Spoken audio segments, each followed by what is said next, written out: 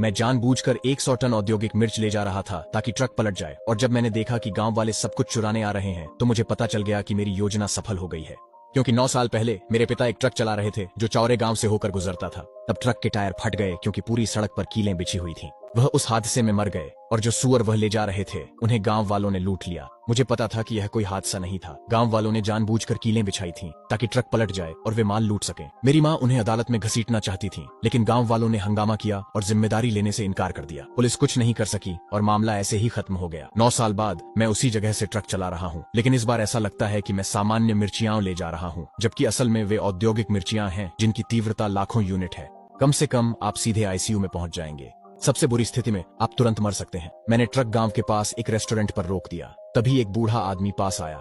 बेटा, ये मिर्चियां कहाँ ले जा रहे हो? जिएजुन के एक बड़े रेस्टोरेंट में मिर्चियां पहुंचाने जा रहा हूँ। बूढ़ा आदमी तुरंत हंस पड़ा। मैंने उसे पहचान लिया जब मैं 9 साल पहले अपने पिता का शव लेने गया था।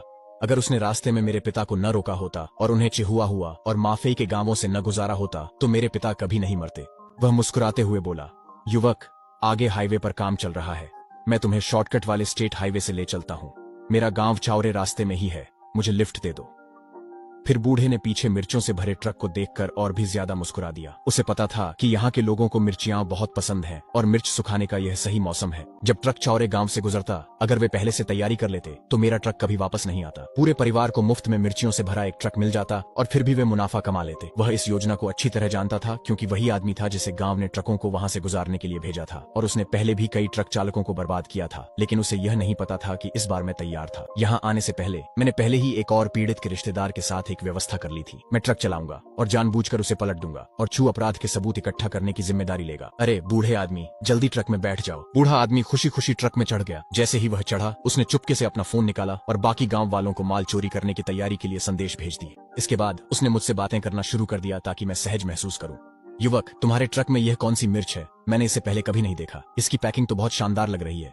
मुझे भी ठीक से नहीं पता, शायद कोई नई किस्म है। माल के मालिक ने कहा था कि ये मिर्चें बेहद महंगी हैं, लेकिन उसने गलत समझा। मोटी सख्त पैकिंग का मतलब यह नहीं कि वह शानदार है। इसका मतलब है कि अंदर की चीज खतरनाक है और उसे अच्छी तरह से सील करना जरूरी है, क्योंकि इस मिर्च में सामान्य मिर्च से 100 गुना ज्यादा कैप्साइसिन है। आमतौर पर यह खाने के लिए नहीं होती। इसका इस्तेमाल जैविक कीटनाशक, एंटी करोजन केबल कोटिंग और टीयर गैस बम बनाने में किया जाता है। इसकी विनाशकारी शक्ति बहुत अधिक है। इसी वजह से मैंने इसे ढोने का फैसला किया। जितनी महंगी होगी उतने अच्छे दाम पर मैं इसे बेच सकता हूँ। बूढ़ा आदमी तो बस यही सोचता रहा कि अगर ट्रक पलट गया तो क्या होगा। उसे तो यह भी नजर नहीं आया कि ट्रक पर बड़े बड़े अक्षरों में खतरनाक सामग्री लिखा हुआ था। ट्रक चौरे गांव पहुंचते ही बूढ़ा बोला, बेटा, मेरे पेट में अचानक दर्द है, मुझे यहीं उतार दो, मैं बाद में आ जाऊंगा। वह उतरने का बहाना ढूंढ रहा था क्योंकि कुछ मिनट पहले ही उसने गांव वालों को फोन करके बता दिया था जो आगे सड़क पर कीलें बिछा रहे थे। वह आगे नहीं जाना चाहता था। उसे डर था कि ट्रक पलटने पर वह कुचला जाएगा। मैंने शांतिपूर्वक कहा, थोड़ा और रुक जाइए, हम लगभग पहुंच ही गए हैं। और फिर मैंने ट्रक की रफ्तार पूरी तेज कर दी। बूढ़ा घबरा गया और मुझे रोकने के लिए पैंट उतारने का नाटक किया।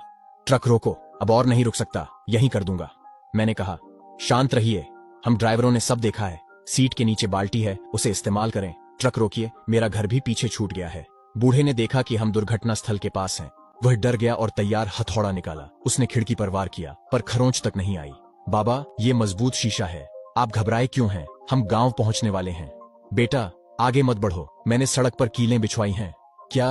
हार्वेस्टर के शोर में कुछ सुनाई नहीं दे रहा।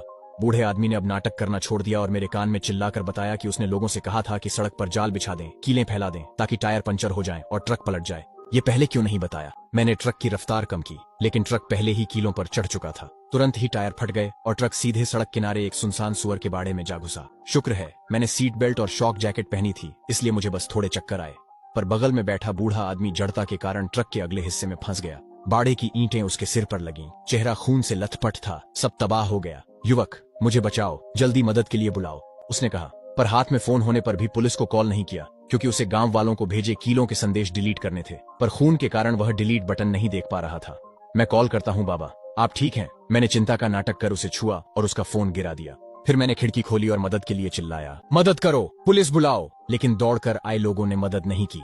सबसे पहले आई चाची चांद ने मेरी मदद की पुकार सुनी, खिड़की से मेरा फोन छीन लिया और उसे फेंक दिया क्योंकि उन्हें डर था कि मैं पुलिस को फोन कर दूंगा। सब मिर्च की बोरियां देख रहे थे। बूढ़े ने संदेश दिया था कि ये कीमती माल है, खूब कमाई होगी। चाची, हमें बचाओ। देखो, बूढ़े का चेहरा खून से सना है, वह घायल है, मैं तुम्हें हिला नहीं सकती। पुलिस एम्बुलेंस का इंतजार करो, वही बचाएंगे। हमारी परवाह किए बिना वह चिल्लाई, आओ जल्दी, मिर्च की बोरियां ले जाओ। हम फिर से बहुत अमीर होने वाले हैं, सबके पास 3 मंजिला घर होगा।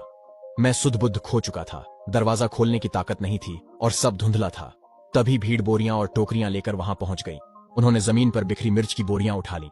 युवक उन्हें पीठ पर लाद कर ले गए। बुजुर्गों ने 2 बोरियां घसीट कर उठाई। पास ही ट्राईसाइकिलें खड़ी थीं।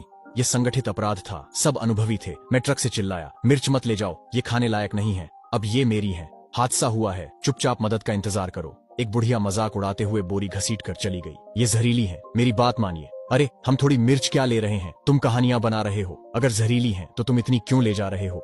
एक और ग्रामीण ने देखा कि बड़ी बोरियां तो पहले ही गायब हो चुकी हैं, तो वह जमीन से मिर्चें बीनने लगा। लेकिन जब वह पास गया तो इतनी तेज जलन हुई कि वह अपनी आंखें भी नहीं खोल सका। फिर भी वह हंसते हुए बोला, बहुत तीखी है, मुझे पसंद है। उसने सहते हुए मिर्चें अपनी बोरी में भर लीं। बाकियों ने भी वैसा ही किया। मैंने अब किसी को समझाना छोड़ दिया। चक्कर और मतली के कारण मुझे उल्टी जैसा महसूस होने लगा। अनजाने में ही मैं बेहोश हो गया। मेरा मिशन पहले ही पूरा हो चुका था, अब बारी थी चूक की।